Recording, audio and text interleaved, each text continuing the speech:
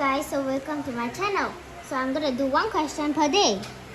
In 5,976, which digit is the hundreds in the hundreds place? So basically guys, we're supposed to do this. TH and then one arrow HU is 100, then one arrow TE and S, that's tens and the units. So let's write down 5, 9, 7, 6. So now we continue reading. Which digit is the hundreds? Hundreds. So we are saying hundreds. Okay, so this is in the hundreds. So it's going to be, yes, correct, 9. Thank you for watching my channel. Please subscribe and hit the notification bell. Bye-bye.